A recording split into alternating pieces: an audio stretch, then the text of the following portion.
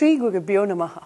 Welcome to a new session of your Class 11 Entrepreneurship Children. After seeing about the various personality traits, we are getting into a new topic which is business ideas, right?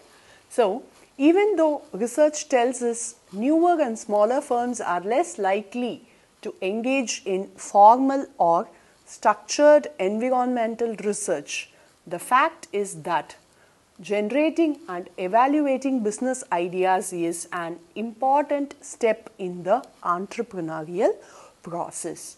Some of you may have fairly specific ideas about potential entrepreneurial ventures. Others may now only in broad sense in what entrepreneurial direction they did like to go. And the rest may not have any clue whatsoever. No matter what the stage may be of entrepreneurial idea readiness, it is important to generate and evaluate potential business ideas. So, if it is going to be a small firm, maybe a petty shop, there is no such requirement that we should formulate a business idea, we should have a very big plan, everything should be there. That is usually not required. That is our mindset, right? So, they do not engage, the smaller and newer firms, they do not engage in any formal or structured environmental research, right? They should, the research is not being carried out about the market when it is going to be a small shop or a small business. The fact is that generating and evaluating business ideas is an important step in the entrepreneurial process. So, what is the important step? Generating and evaluating business ideas, right? So, we may not have an idea on what we are going to do. Some may have an idea, yes, this is what is business is, this is how it will be. Some may have that idea. So, after learning all these things, we would have got an idea only now. That is another type. The other type, maybe we are in a confused state. And the last type, we don't have any idea even now, right? So, on that case, no matter whatever stage we are, okay, the entrepreneurial idea readiness, it is important to generate and evaluate potential business ideas. So, wherever we are, whatever is our mindset right now, but we should understand only one thing, that it is very important to generate and evaluate the business ideas. So, there are many misconceptions about this business ideas, and of course, there are some realities which we should understand about this business ideas. So, entrepreneurship journals, books and available literature are filled with stories of entrepreneurs striking it rich because they had a great idea. These, however, tend to give a false impression about great workable ideas. These misconceptions about great idea are. So, there are varieties of journals, books, newspapers about this entrepreneurship. We are reading about various economic news in our daily newspapers. So, in all these we are seeing many stories of entrepreneurs who had hit that place, right, with their great ideas. So, by reading that, we come to two different points. Either we understand the reality, yes, all these they had gone through and they have reached this place, or the other way, so it means that a business idea should be a great level, right? So, that is how we think on the other side. So, first let us understand what are all the misconceptions, that is, how do we wrongly think about these business ideas. So, first, great ideas just appear out of nowhere.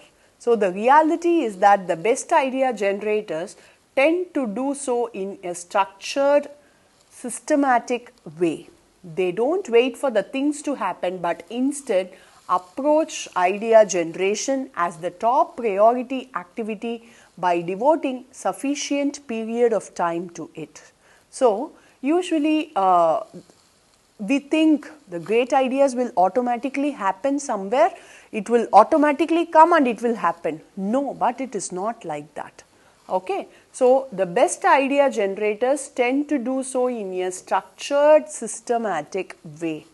We have to sit, we have to work out, we have to make lots of research about the market. We should calculate if it is going to be a high risk business or a low risk business, if the product will reach the market or not. Like this, many things has to be calculated, many research has to be carried out, and then only we can come to a business idea, right? So, a successful business idea, it will not just like that happen. It will not just like that come our way always. It will happen very rarely, but, right? So, we have to sit and work out our own business ideas, right? So, that should be the top priority activity, and that should be given sufficient period of time, right? Lot of time should be spent for this business idea, right? Then there are no illogical ideas. So, any idea that comes, no, this is out of logic. We cannot think any idea like that. Okay, we should understand that. So, the reality is that many ideas may not be very good, though to prevent others from feeling that their contributions are not valued. The belief is that all ideas should be approached as worthy. Sometimes the most powerful ideas come from what at first glance seemed illogical. So, many ideas, okay. So, no idea should be ignored. Fine. So, many ideas may not, see, first time when we hear to an idea, maybe it may not sound good, but then, okay.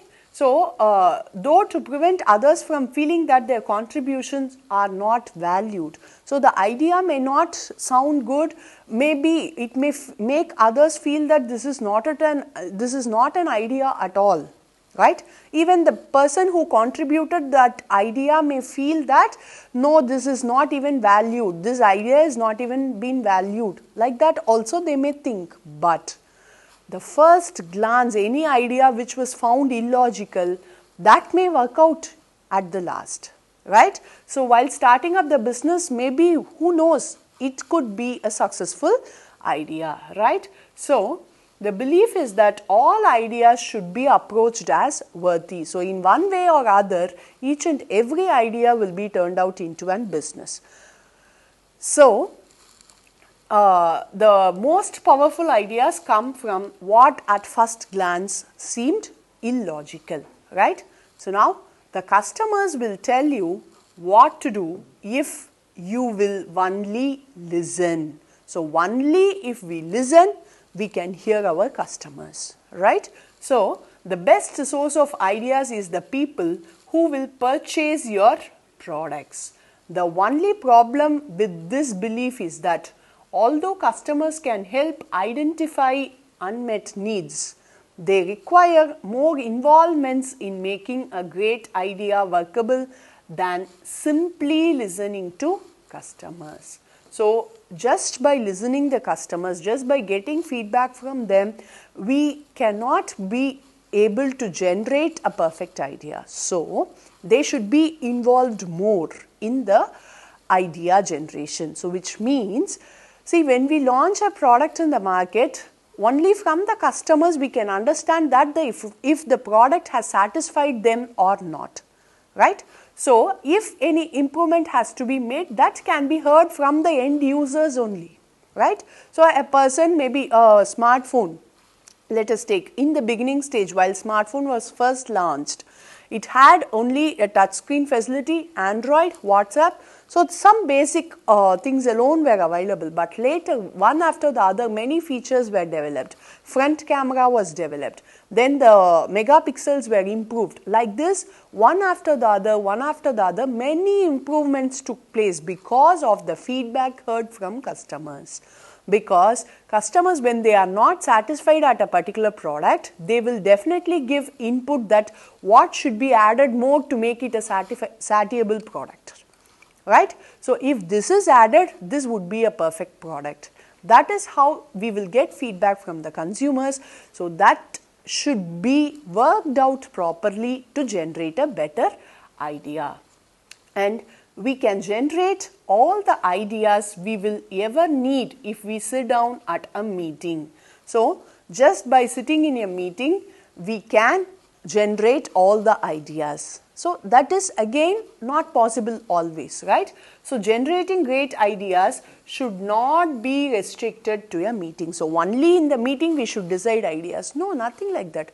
Just by walking on the road, yes, we can get some new idea we will get when we walk on the road also. So, we cannot just like that sit there and have a meeting. Is that possible? No. So, on that case, only idea should be generated in meeting. That restriction should not be there, right? So, great ideas are best shaped through an ongoing dialogue, not relegated to a specific place or time. So, not just confined or restricted to a particular place, particular time. Just like that, while talking, we may get a new idea, right? So, that is how many ideas develop. And great ideas aren't the problem, implementing them is. So, this is another misconception. The reality is that problems with implementation arise from not screening carefully enough the ideas that are generated, right?